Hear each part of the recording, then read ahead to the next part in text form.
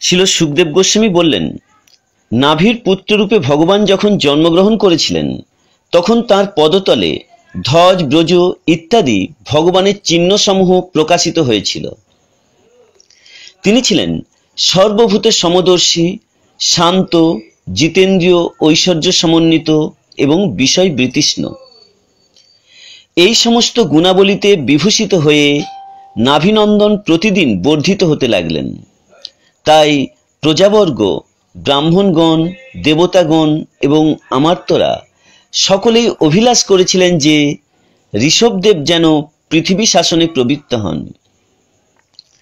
মহারাজ নাভির পুত্র যখন প্রকট হয়েছিলেন তখন তার মধ্যে কবিকুলের বর্ণিত সমস্ত উত্তম গুণ, যথা ভগবত লক্ষণ সমন্বিত সুগঠিত দেহ, তেজ, বীর্য, সৌন্দর্য, কীর্তি, প্রভাব এবং উৎসাহ দেখা গিয়েছিল।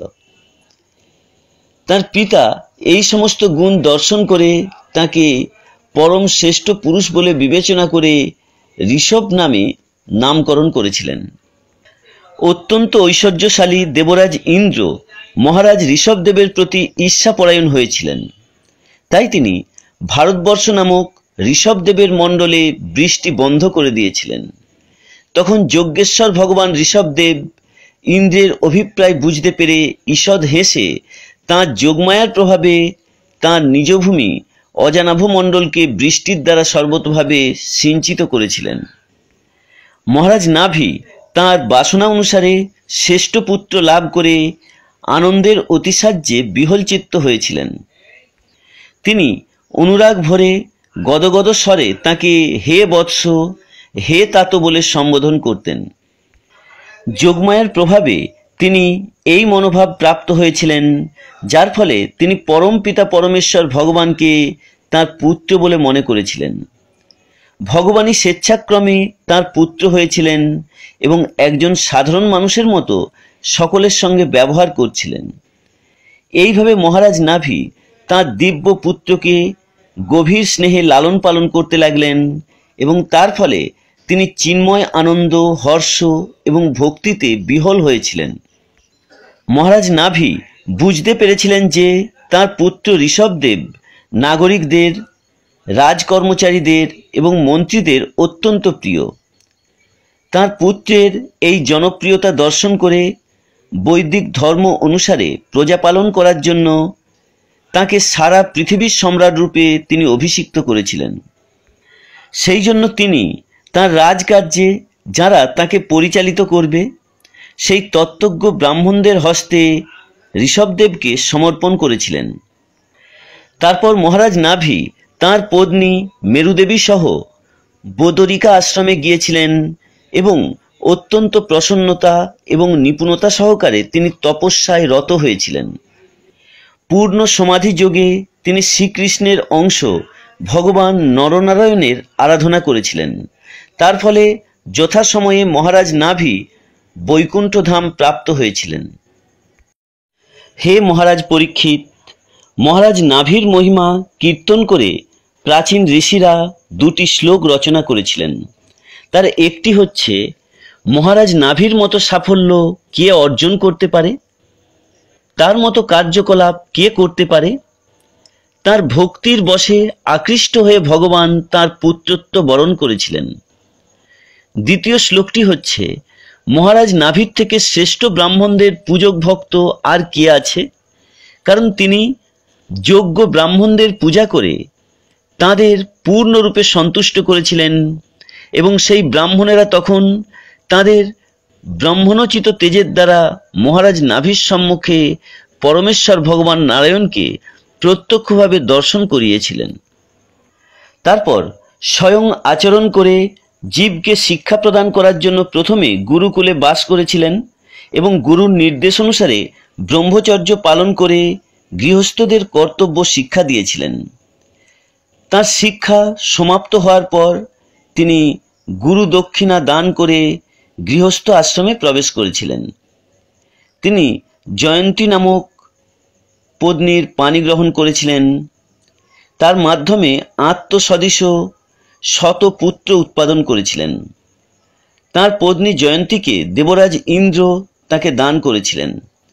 ঋষভদেব এবং জয়ন্তী শ্রুতি এবং স্মৃতিশাস্ত্রের দ্বারা নির্দিষ্ট অনুষ্ঠান পালন করে গৃহস্থ জীবনের এক আদর্শ দৃষ্টান্ত স্থাপন করেছিলেন।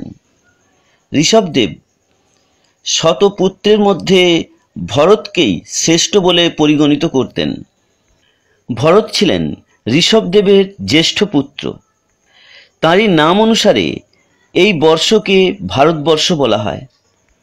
ভরতের কনিষ্ঠ আরও ৯৯ জন ভ্রাতা ছিল। তাদের মধ্যে কুশাবর্ত, ইলাবর্ত, ব্রহ্মাবর্ত, মলয়, কেতু, ভদ্রসেন, ইন্দ্রস্পিক, বিদর্ভ, কিকট এই ৯ জন জ্যেষ্ঠ। তাদের পরবর্তী কবি, হবি, অন্তরিক্ষ, প্রবুদ্ধ, পিপ্পলায়ন, আবির্হত্য, দ্রুমিল, চমস এবং করভাজন এই ৯ জন মহাভাগবত। তাঁরা ছিলেন শ্রীমদ্ভাগবতের মহান প্রচারক। পরমেশ্বর ভগবান বাসুদেবের প্রতি সুদৃঢ় ভক্তির জন্য তাঁরা মহিমান্বিত। তাই তাঁরা অতি উন্নত স্তরে অধিষ্ঠিত। চিত্তের শান্তি বিধানকারী তাঁদের সেই সুন্দর চরিত্র আমি পরে বাসুদেব ও নারদ সংবাদে বর্ণনা করব। ঋষভদেব ও জয়ন্তীর উপরুক্ত ঊনবিংশতি পুত্রের কনিষ্ঠ আরও ৮১ জন পুত্র ছিল। তাদের পিতার আদেশ অনুসারে তাঁরা অত্যন্ত বিনীত, বেদ নিপুণ, যজ্ঞপরায়ণ এবং সদাচাররত আদর্শ ব্রাহ্মণ হয়েছিলেন। পরমেশ্বর ভগবানের অবতার ঋষভদেব সম্পূর্ণরূপে স্বতন্ত্র ছিলেন, কারণ তার রূপ ছিল সচিদানন্দ ঘন। 4 প্রকার ভৌতিক ক্লেশ যথা জন্ম, মৃত্যু, জরা এবং ব্যাধির সঙ্গে তার কোনো সংস্পর্শ ছিল না। তার কোনো রকম জড় আসক্তি ছিল না। তিনি সর্বদা সকলের প্রতি সমদর্শী ছিলেন। তিনি পরদুঃখে দুঃখী ছিলেন এবং সমস্ত জীবের শুভাকাঙ্ক্ষী ছিলেন। পরম ঈশ্বর বা পরম পুরুষ হওয়া সত্ত্বেও তিনি একজন সাধারণ বদ্ধজীবের মতো আচরণ করতেন। তাই তিনি কঠোর নিষ্ঠা সহকারে বর্ণাশ্রম ধর্মের অনুশীলন করতেন। কালক্রমে বর্ণাশ্রম ধর্মের অবহেলা হতে থাকে। তাই তিনি নিজে আচরণ করে অজ্ঞানাচ্ছন্ন জনসাধারণকে বর্ণাশ্রম ধর্ম আচরণে শিক্ষা দান করেন।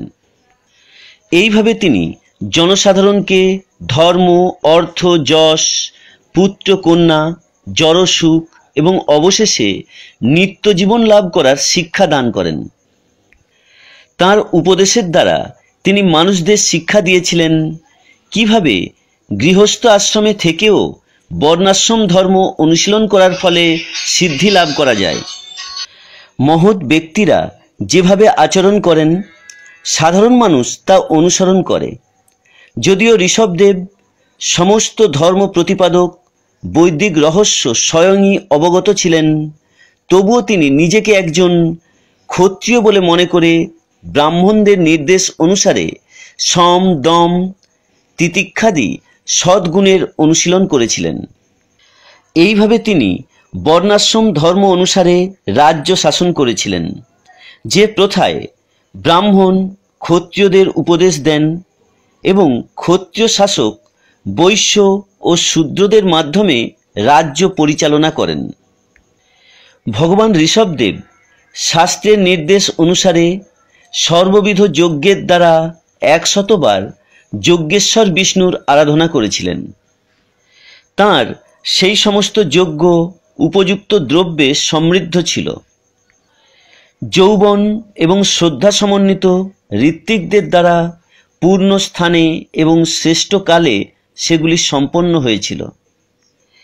এইভাবে ভগবান বিষ্ণু প্রসন্ন হয়েছিলেন এবং তার প্রসাদ সমস্ত দেবতাদের নিবেদন করা হয়েছিল। এইভাবে সেই অনুষ্ঠান এবং উৎসব সর্বতোভাবে সফল হয়েছিল।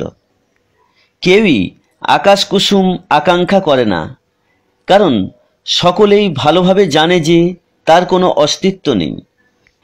ভগবান ঋষভদেব যখন ভারতবর্ষ শাসন করছিলেন তখন একজন সাধারণ মানুষও কোনো সময়ে বা কোনোভাবে কোনো কিছুর আকাঙ্ক্ষা করত না, অর্থাৎ সকলেই পূর্ণরূপে প্রসন্ন ছিল এবং তাই কারোরই কোনো কিছু চাওয়ার প্রয়োজন ছিল না।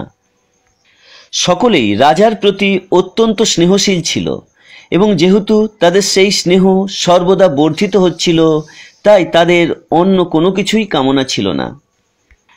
কোনো এক সময়ে ভগবান ঋষভদেব ভ্রমণ করতে করতে ব্রহ্মাবর্তে এসে উপস্থিত হয়েছিলেন।